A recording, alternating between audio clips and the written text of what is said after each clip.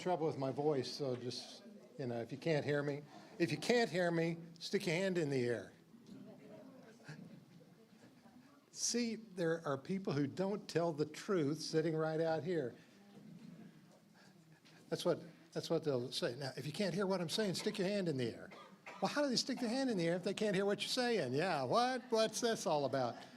Okay, well, let me think. It is time for us to begin our class this evening, as we're going to get back to our study of David and a few things about him for these few weeks. Anyway, try and mention a few things. Carla Holmes' sister passed away, and there'll be a graveside service down at Jesse Cemetery. Isn't that out from Ardmore, somewhere out there? Some of you that know that area may know. Stonewall Ada area, okay. I know it's somewhere down in that general area. I didn't know exactly where it is anyway, but that's tomorrow.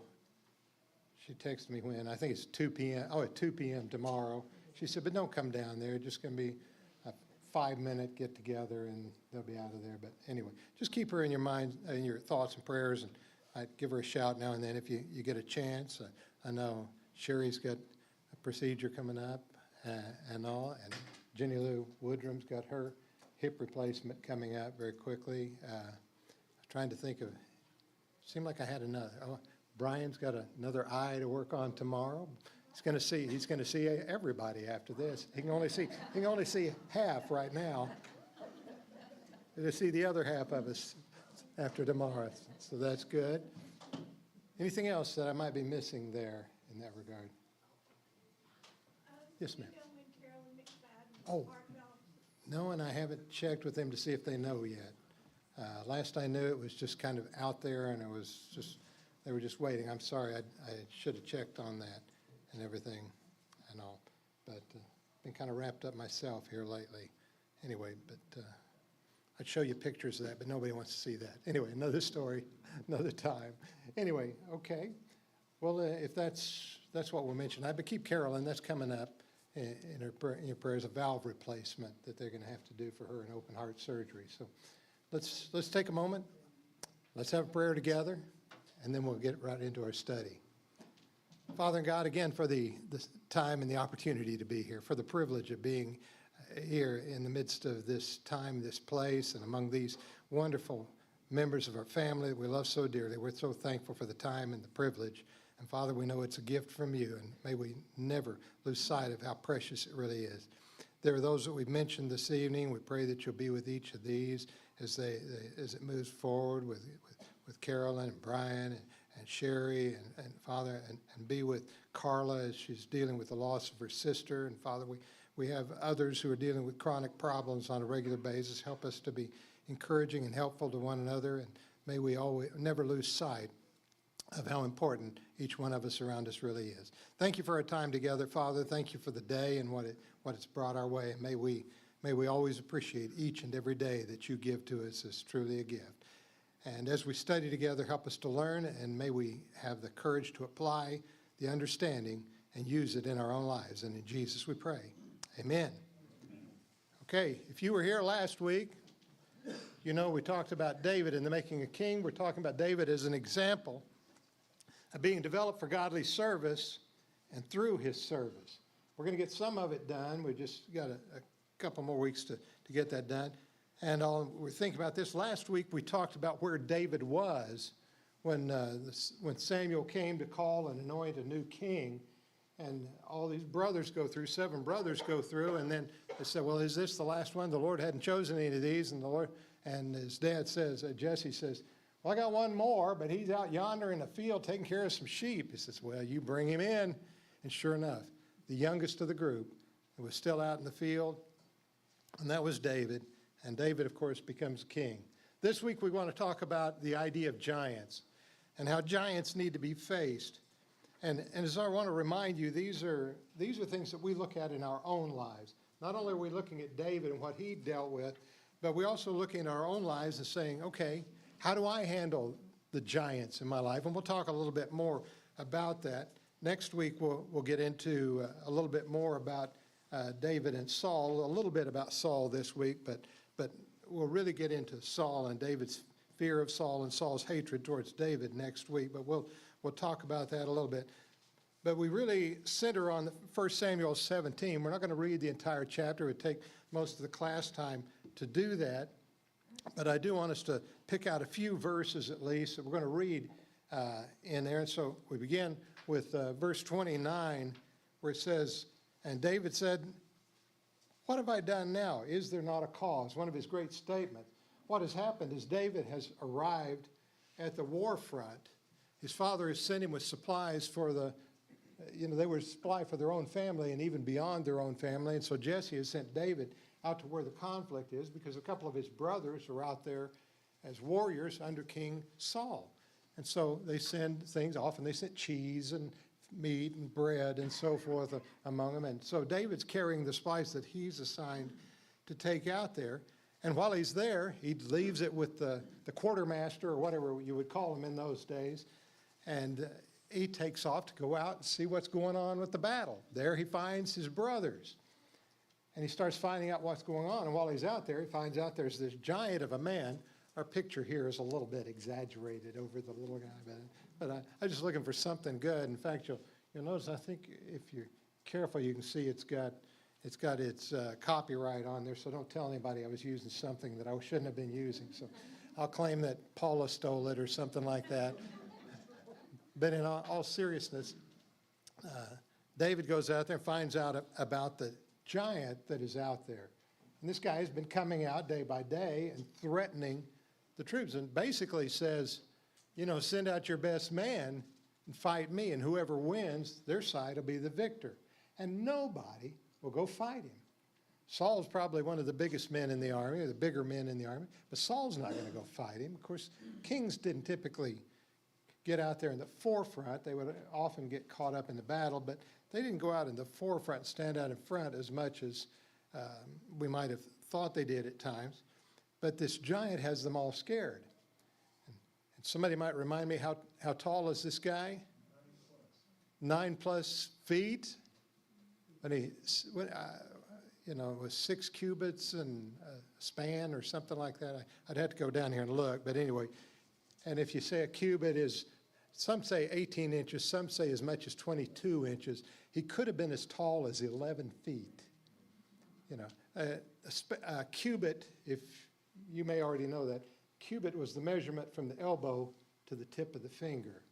And since people were typically shorter then than we find ourselves now, most of them would be a little shorter than I am. It wouldn't have been the same length as mine or some of yours, but somewhere around 18, 19, 20 inches we're talking about. And so when you measure that out, this is a huge guy. And then it talks about how large his equipment is, like a weaver's beam and so forth for his spear, javelin, and so forth. This is a huge, intimidating guy, and there's no one wants to take this guy on in battle. And probably with good reason. He's probably shown himself in battle. He's probably killed a lot of people to this point, but nobody's ready to take him on in battle. And David said, well, what's going to happen to the guy who does this? And they start saying, well, the king will do thus and so and thus and so. And his brothers hear him say, what are you doing? You're not even supposed to be out here. You need to go take care of those little sheep that you've got, those few scrawny sheep that you got in the field. Go home, go home. And that's when David says, what have I done now? Is there not a cause? David is young, excitable, bold. He wants something done. He wants to stand up for the Lord and his people. So David starts saying, don't let anybody's heart be turned. I'll take care of this. Well, word comes back to the king. The king talks to David, says, well, you can't do this. You're just a lad. He said, no, I've killed lion and bear with my bare hands, basically. And this giant Philistine will be just like one of them. And so they put on some armor and so forth. He says, no, I haven't been tested in this. He's not equipped or trained to use this. And so he takes that off, goes out to the creek, picks up 5 stones that he can put in his sling. And that's not a slingshot, This is a sling. I think most of us are aware of that. I don't know how to use one. Never have used one. I think I tried one time, but I couldn't figure out. Some of these guys, especially they talk about the Benjamites, I don't know how you say it. Any of those guys from Benjamin, some of them left-handed could sling a stone and at a great distance, no wider than that. In other words, Larry, they could take your head off from right here with no try. I can't do that. I would miss and probably hit blue by accident. So anyway, I don't know, but they were deadly accurate, especially some of these shepherds that would protect their sheep.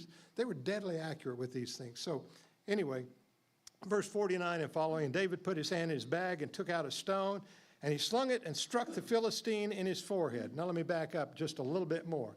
David goes to the field finally to face the battle, and the giant says, "Who are you sending out here? What is this?" And he says, "Come here, and I'm just going to bust you up. I'm going to feed you to the animals," basically. And he says, that's the way it's going to be.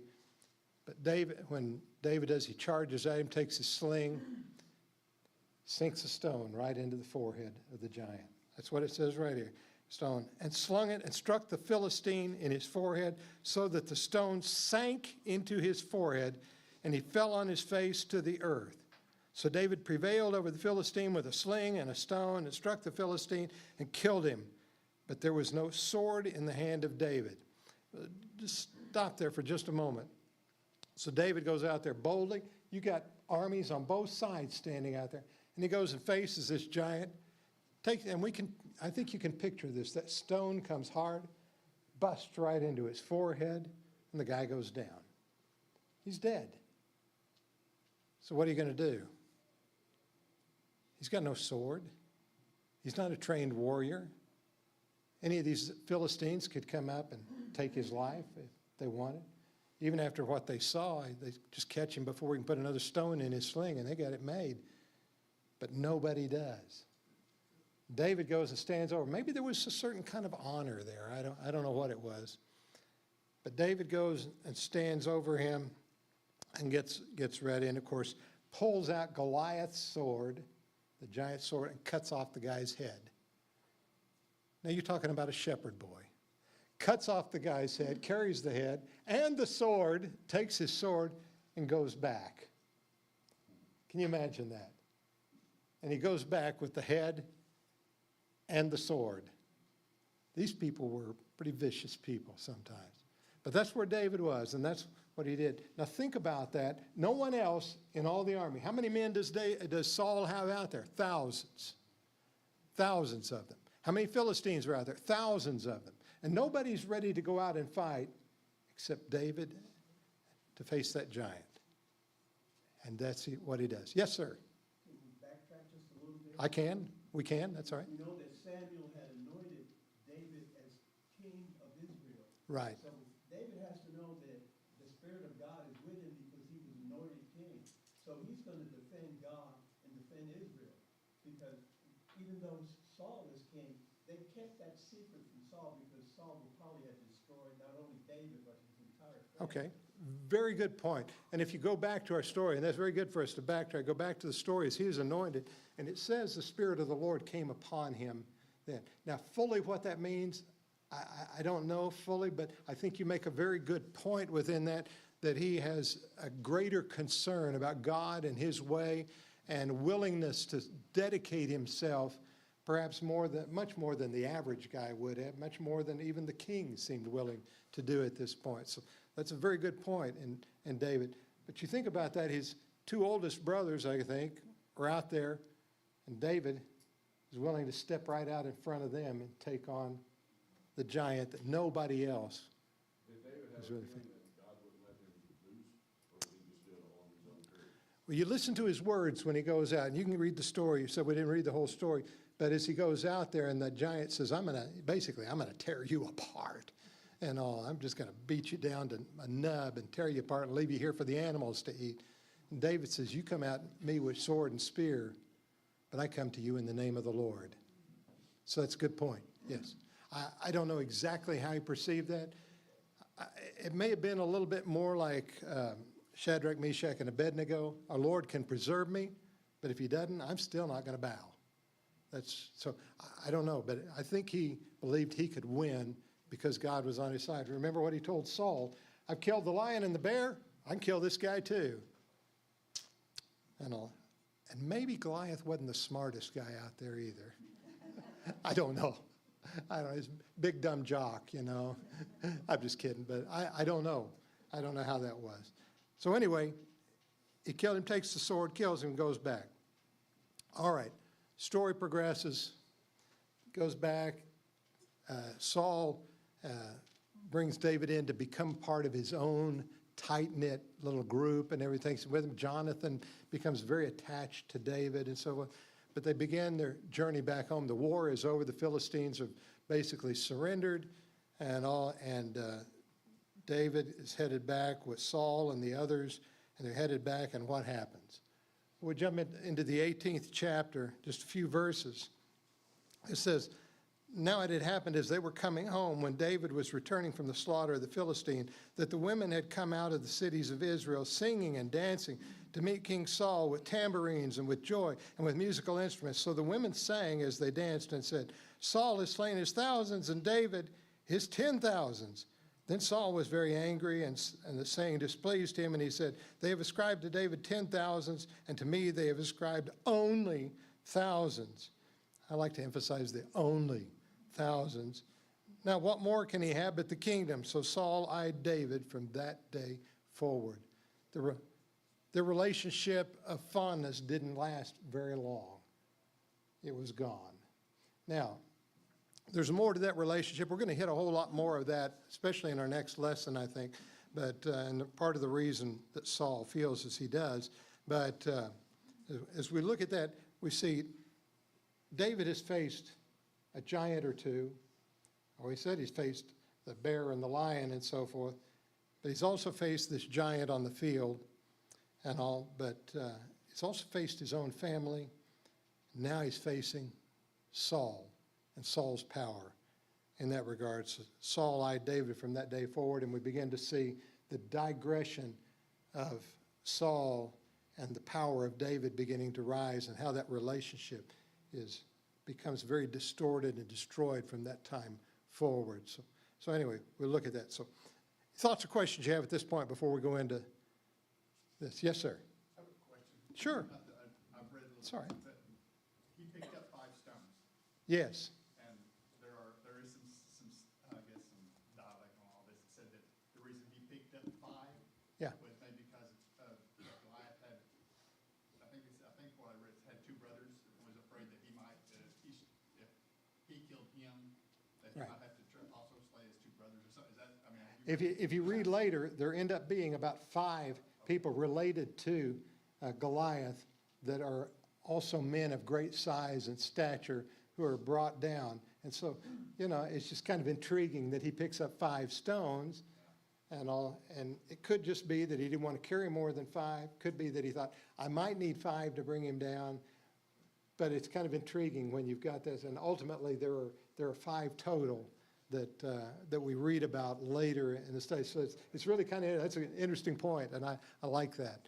So if you're going to go face a giant, number 1, be prepared. Be prepared, and be prepared for the other guys down the way and everything. I hate to mention, but there's a scene, and I've seen it on YouTube from the Jack Reacher movie, and they go outside to fight. Anybody else seen that? If you haven't seen it, you're just as well off. But I think they've got, don't they have 5 guys? There's 5 or 6 of them. And he says, 2 to 1 though, right? Yeah, but he says it's just 2. They said, it's 6 to 1 or whatever. He says, no, it's just 2 to 1, because I'll take down the leader, 2 of you are going to run away, and blah, blah, blah, blah, blah, and all. And that's a reality, I think, in the way sometimes these things work. You can look that up on YouTube, and it's kind of funny in its own way. Okay, but those are the scriptures, the backgrounds of the scriptures, give you the background of the story when we talk about this. But I want us to be thinking about giants and what they are, because what is it that constitutes something being a giant?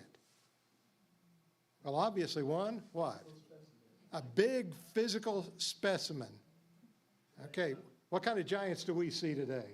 I just said today, I was at Lowe's, and I was walking behind a man, and I had to ask him, I said, sir, how tall are you? He said, well, I'm 7 foot tall. And I mean, I'm 6'2", so when I look up at somebody, I know they're tall, but I didn't know how to. He said, I'm 7 foot. I was like, oh my goodness. So Isn't that the case? look up to somebody, I think that's. Made me think a little bit about Henry Johnson, who was a junior when I became a sophomore in high school. and he was 6'11" and a half, and I was just barely over 6 feet. And he would walk down the hallway, and I would almost swear his belt buckle was right here. That's how Tulsa Central won state basketball that year anyway, but it's kind of interesting. So we think about people of dominant size, but where do we most often see giants, and who most often sees giants? Not WWE or something like that, or whatever. I think in the mountains, it's called Sasquatch. Or Okay, well, we get into Sasquatch or something like that. best hide-and-seek person ever. Who sees giants every day? Children, exactly. Children sees giants. Think how children look at you. You walk up to your children, grandchildren, or whatever, and they look up at you, and what do they see? Giants. You're like, yeah, you do. You got a couple of guys in your house who are pretty good size, don't you? Yeah, and all. But in many ways, you're probably the giant of the house, I think. In many ways, okay, very good. Well, I think there are those giants of physical force, and children are dominated by this, and sadly, some abuse that power, and maybe we'll come back to that in that regard. But children are easily dominated by those powerful forces of those who are so much bigger and physical. And I think quite often adults use that kind of force. If any of you went to school back in the days when I did, I think that's how they kept us in line. Dominant, powerful force, okay, but physical giants of force. And then sometimes there are giants of power, numerical force. Where do we see that? You what? In cartoons? Well, okay, cartoons, we do, but where do we see it in real life? Military, all right, military conflicts. You want to make sure you got more guys on your side than they've got on their side, especially in days past. Maybe not quite as much today as back then. Jesus even told about that. If you're getting ready to go into war, you want to count the guys on the other side and count guys on your side before you go into conflict. Jesus talked about that. Remember the Alamo. Of course, they had a small force holding off, what they think, about 5,000 of the Mexican army there. I read the book 13 Days to Glory back then. So anyway, yeah, that was, but a small force sometimes stand up strong, but they were just overcome, couldn't ultimately defeat them. There are power of numerical forces, and those are giants, and sometimes we're very hesitant to get into those conflicts because we think there's too many of them on that side. I just can't get into this. And if you've ever been a schoolboy and gotten into one of those, gotten caught up in one of those fights, after-school fights, they're not as common as they were when I was a kid. Not that I was in them by any means, but I don't want that reputation getting out there. But sometimes there'd be a whole group on this side and a whole group on that side. You wanted to know who was on whose side at that point. But power. Peer pressure, yes. And I was going to say there are those that are not so dramatic or so as war and conflict and death, but the forces that are so many out there that push things in a certain direction politically or whatever it might be. Why do you think they take polls and tell you what the polls say when we get into elections? It's about numerical force bringing things in a certain direction that they want. Yes, sir. Consider nature? Nature, yes, and all. There are several ways that this can be looked at and used, and the power of nature. I mean, who's going to stand in the way of a tornado or something like that? Just the wind right now. Yeah, wasn't it this morning that I-40 westward was shut down because the wind had turned over a truck or something like that out there? Yeah, powerful forces in nature that we can't even begin to deal with and so forth. A volcano in Hawaii and so forth, terrible things and all, or the fires that have come recently, and we think about those things. Okay, power or numerical force. And number 3, an imagined fear. They wrote on the shirt tails of Goliath. Right. And once he took them out, how quick their air deflated.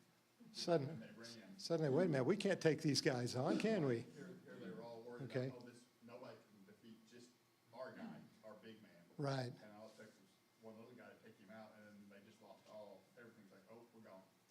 They begin to think, yeah, you're exactly right. With Goliath gone, they've got a fear that overcomes them. what do we do now? We don't have anything to do. But you think how many times you've gone into any situation and you've had a certain amount of fear that didn't prove to be nearly as powerful as you thought it was going to be. Had to go have a procedure today. I was nervous all night about it. Turned out to be pretty easy, didn't it, Paula? Oh, yeah? It was great. I think the key is imagine. Imagined is what it is. You can let your imagination just make something horrible, and then you realize, oh, isn't that bad? Yeah, didn't we hear a lesson about worry just recently? Seemed like we did. Yeah. No? No? Nobody said anything about that? Yeah, you did. Yeah, you did. See? I was awake the whole time. I want you to know that. Very good. Okay. Imagined, and that's right. You're right. It's imagined fear because it brings you to this point. Raise your blood pressure, get you scared, nervous. Oh, I can't do that, I can't do this. But imagined fear, that's a giant. And internal or selfish ego, that's a tough one. We begin to think so much of ourselves, we become our own giant. And also, that's the one we get to. So I didn't want to spend too long with that. But let's look at what was David facing in terms of giants now. We think about him going to face the giant, and of course we talk about Goliath, and I've got that down, number 2.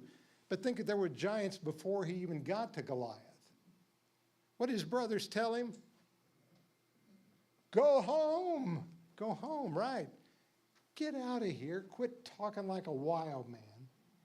Go home and take care of your little old sheep out there in the fields. That's the way big brothers talk to little brothers, isn't it?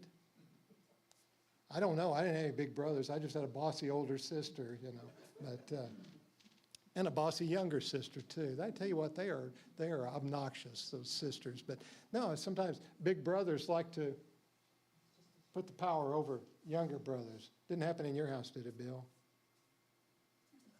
No, we're not going to talk about it. Okay, never mind. Sort of in the middle. You're sort of in the middle. Yeah, but you still got a bigger brother. Yeah. Okay. That being a family dynamic, it's, go back and look at it in 29, and he says, what have I done now? Like. Right. hadn't- That's not the first one. Okay, very good. What have I done now? Okay, what is it now? You know, Okay. Being the youngest in a family, he probably. He's probably heard from them again and again and again.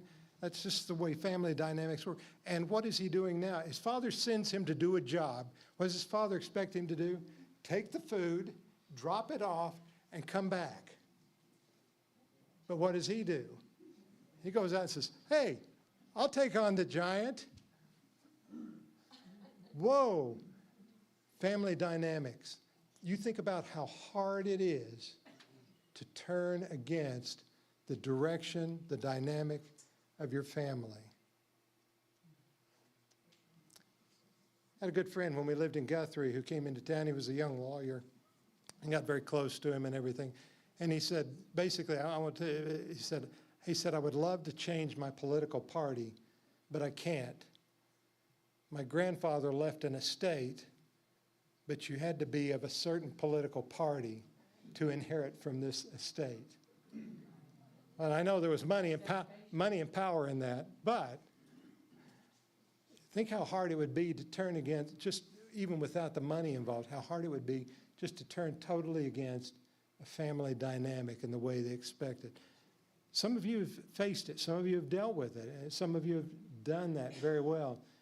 I had a friend several years ago. He had ended up going to York College because his father was an Episcopalian preacher in Nebraska. I think it was Episcopalian. Anyway, and he ended up going to York College, met a young woman there, was converted to Christianity, to the church, told his father, he said, I'm going to go and be baptized into Christ for the remission of my sins. His father said, if you do, I'll never speak to you again. Think how hard that was for him to do that. Ultimately, their relationship softened after a time, but it was very hard. But he went right ahead with what he knew was right. Anyway, it was kind of interesting. Tough things, and it could be many more. in that regard, going against family. David's line more, proving himself or only proving the Lord's work? Okay. You talking about David in particular? Yeah, was he thinking I want to do the Lord's work, I want to prove myself? You know, that's a good question. I prove myself or do the Lord's work. Maybe there's a little bit of both in this because he's young, ambitious, and bold and everything else. But also, as Blue pointed out, that Spirit of the Lord being upon him, and he wanted to serve the Lord. And what did he say? He didn't say, hey, I'm going to take you on. It was, no, I come to you in the name of the Lord. So maybe a little both, but he definitely had the Lord in mind when he did it. Rick. Because he had taunted the armies of God's people. That's right. Goliath had taunted the armies of God's people, and David was unaccepting of that. He probably thought somebody should be out there taking this guy on. And if nobody else is going to do it, I'm going to do it. He taunted, it says that he taunted them for 40 days. Yeah, 40 days, 40 days, and no one jumped out there. yeah. Isn't that something? Well, you know, I probably wouldn't have jumped out either, but that's, there we go. Okay, go ahead, Dwayne. you know, in verse 37, as he's talking to Saul, it says, "The Lord who delivered me from the paw of the lion, from the paw of the bear, he will deliver me from the hand of this Philistine." Okay, So obviously, he's already got the strength and the belief that God's going to do. okay. He's got something going on with him, and he really truly believes God's going to do something with him. I think that ties into what Rick was asking a while ago. Very good. Okay, another giant he's got to face is the change that it's bringing to his life. Because if he does this, he's not going back to be the shepherd of the hills again. Because what happens to him as soon as he kills the giant? He's got the giant's head, got the giant's sword. Suddenly he's in Saul's army. And he's not just in the army, he's a big man in Saul's army. And he's got the reputation now among people. And once you've got that going, you can't go back to that anonymity that he had had before. This is going to change his life. Have you ever thought, if I do this, I can't go back to where I was? That's a tough thing to face. Okay. And then finally, of course, Saul. You know, one, he wants to please Saul. He wants the king to not worry, let the king's heart not be troubled, I'll take care of this business for you. But Saul's going to become a real problem because of what follows after this. And it would have come no matter what. But when the women come out and start shouting and singing and saying, "Oh, boy, we love David." When they start saying that David has slain his 10,000, well, Saul, he's killed a few along the way. That doesn't go over very well. He's got a giant that he's working with because if he dedicates himself to Saul, the king is a powerful force. And you start dealing with the king's power at that point. So those are some of the giants that he's going to be facing. And it kind of gets down to the questions at hand. These are some considerations. How would he or how did he deal with the already defeated giant? What did he do? What did he do with Goliath? Once he killed Goliath, what did he do? Cut off his head and he carried the head back to Jerusalem. Carried the back. He wanted to show, I've done this, the Lord. And he took what? His sword, his weapon away. Of course, that sword ends up in the tabernacle, but yeah, that's, And he stored it in the building. yeah, so ultimately later he comes and gets that sword back from the priest and so forth. Yes? Wasn't that a normal thing to do, to take the head of the king or whoever was the powerful leader and hang him before the people to show that you conquered them? It was a sign, you're exactly right. It was a sign of conquering that person and proof that you were the one that done it. If you've got the head, then you're proving, I did this thing myself. So this was quite a thing. So he wants to prove, yes, I did this, and probably I did this in the name of the Lord. So it's a good point. And then in the continuing giants, what do we begin to see in David? A maturity, very good. A shrewdness, an awareness, a using of his talents when he goes to conflict and war, the using of his talents to serve the king. And when the king starts having real problems, David uses his musical ability to serve the king as well. David becomes a very versatile character to deal with Saul. How did he deal with his family? Saul's family? No. How did he deal with his own family? You don't have to read the broader story to know that he protects them. He even protects them from Saul later on, takes his parents and secures them. When he becomes the king, what does he do? He puts his brothers into work and his nephews and others into leadership roles in the kingdom. He is lifted up, but what does he do? He lifts his family right with him. He didn't just say, okay, I did it, you guys left you behind. You guys go back home and take care of those scrawny sheep. No, he goes about what he's going to do. And so I think the continuing giant, and one other giant he's got to deal with, pride. And that one's one, mostly he deals with fairly well, but we see a few occasions where that pride gets to be a real problem for him down the road. There's some giants in life. Just because you beat one doesn't mean you're going to beat them all. Okay, that's David's story. What would you consider to be some of the modern secular, not spiritual, secular giants that we as Christians face today? I think you can go right back to that ego thing, Okay. thinking the selfishness, the ego, that kind of thing. Okay, the ego stuff, back into the selfishness, the personal thing of this is all about me. Yeah, we may not say it that way. That's what we think. Today is about me. You ever heard that you deserve? What did McDonald's say? Now, this is probably 40, 50 years ago. What did McDonald's commercial say? You deserve a break today. Do you? What does Dave Ramsey say? How are you doing? Better than I deserve. Okay. I think there's a vast difference. When we often use that term, I deserve this, we're thinking, I want this, I need this in a way, but what is it that we really deserve? But it's a giant when we start dealing with that in our lives, because we say, man, what about me? Remember, Simon Peter said to Jesus, Lord, we've left all and followed you. What then shall we have? There's a little bit of that we're going to deal with throughout our lives, I think. But that's kind of a giant. Yes, sir. The destruction that social media creates. Okay. The culture and the social media that we deal with today, and some of you may enjoy putting statements on people's posts in different places, and some of them are innocuous and nice and all of that. But have you ever read those and they want to correct somebody? And so you write something to correct somebody, what happens next? 1,000 other people start fighting with you online, and nobody's going to win.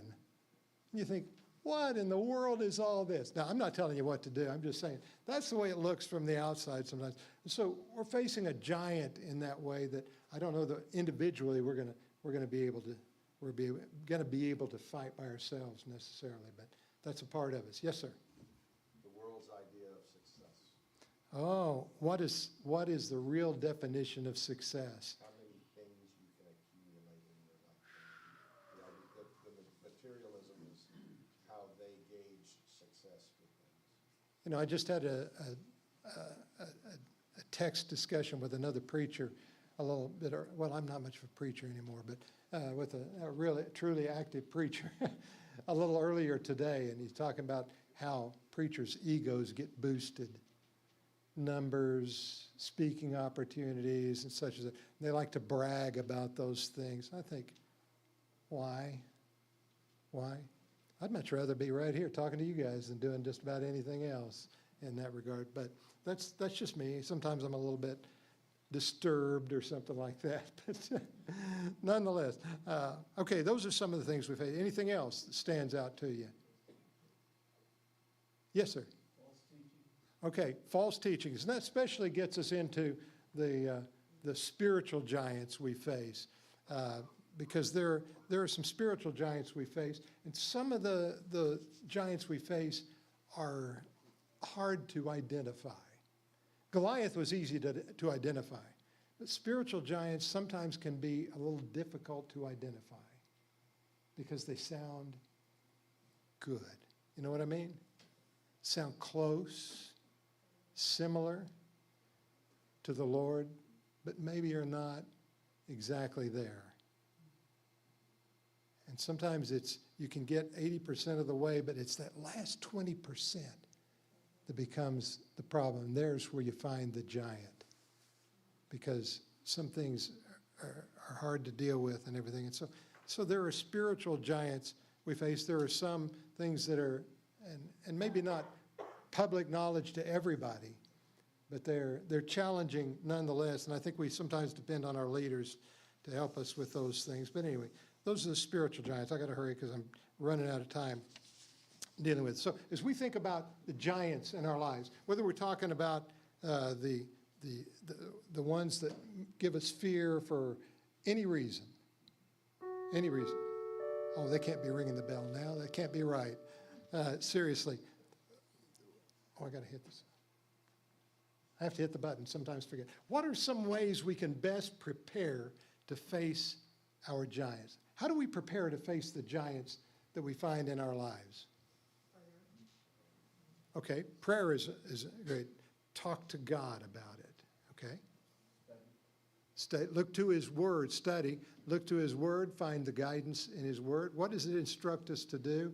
What examples do we have in it? How do we apply that to our lives and so forth, okay? What else? Okay, other people. Depend on people of like mind, of good conscience and so forth to be encouraging and helpful to us. Don't be afraid to share what you're dealing with and the giant that you're trying to face in your life. And Okay. also just practicing those things that we're reading and studying about, because it's not like that was the first time that David ever threw a rock. Okay. You know? Probably. Get yourself ready. What is Ephesians 6, picking up right, verse 11, 12, and following? What does it say to do? Take unto yourself the whole armor of God. And then he starts listing that armor. What's he telling you? Now, we can go through the equipment if we want to, but you take on everything you can. What did David do? Picked up how many stones? 5 stones. He's facing one giant, but he's got 5 stones. And as you said, that wasn't the first time that he had slung a stone. You know, when you're out in the field with those sheep, he may have been practicing for quite some time. You know, get ready. Get yourself ready. Get your equipment and practice. That may entitle reading, praying, studying, finding people to encourage and help you, building that confidence that you've got in that way. But we need to best prepare ourselves to face our giants. If we don't prepare, what's going to happen when we face a giant? You're going to lose or just fail? Okay. Well, I meant to throw this in a little while ago. I picked up a little survey. Real quick, I'll do it real quick. Okay, yeah, I've got less than 2 minutes, or more than 1 minute. Okay, a recent survey in a discipleship journal, readers ranked areas of greatest spiritual challenge to them. Let me give you the ones that they listed. They listed 10. 2 of them were a tie, so it just basically goes 1 through 9. Number 1, materialism. That's that selfishness coming back in. And some talking about, or I think Dwayne was talking about, what we have. Number 2, pride, that ego. There we go. Number 3, pretty closely aligned with that, self-centeredness. I want for me. Number 4, you ready for this one? Laziness. Whew. I didn't come up with it. I didn't make these up. Okay, and then basically 5 and 6 become tied for number 5. Anger and bitterness. Boy, have we seen a time where there's much more anger and bitterness towards people than we've seen in recent days? And tied with the same number for both of these, number 5 again, sexual lust. What's thrown at us again and again and again and again and again? There's so much of media. So number 7, they're ringing that too early. Number 7, envy. Number 8, gluttony. Gluttony. What's on every corner of every street in every town? Food. That's it. Have it your way. That's right. Whoa. Okay. And gluttony may take more than just food. Okay, and finally, which would be 10th in the issue, lying. Don't tell the truth if a lie will get it out of your way. All right, just one more thing on here, and then we're done. In what way do some of the challenges prepare us for greater later service? Think about David. Faces this giant. What's he going to face down the road? Rebellion in his own house. We may get time to get back to that. Yes. Think about the things he faced here in the youth and what he's going to face later in his life as well. If we're honest, we look at what we're dealing with today, and the challenges that we find and we deal with today will be the stair steps, will be the cornerstones helping us deal with the challenges that we face at a later point in our lives as well. No way to get around that. Well, we can't prepare right and then go out and have victory and then stand back and say, look what I did. No, you do what David did. Say, I come to you in the name of the Lord. It's not about me. It's about the service or the Lord and what he has done. I think every now and then we need to pause in our day, and here's the end of the class. Pause in our day and say, thank you, Lord, just for getting me this far. I don't know whether you ever do that. Just stop where you are. Lord, thank you for getting me this far, even today. Okay? Giants that we face in our lives. Thank you. Appreciate you guys. Oh, next week, from highly prized to heavily persecuted. We kind of gave you a little bit lead into that, but that's next week. So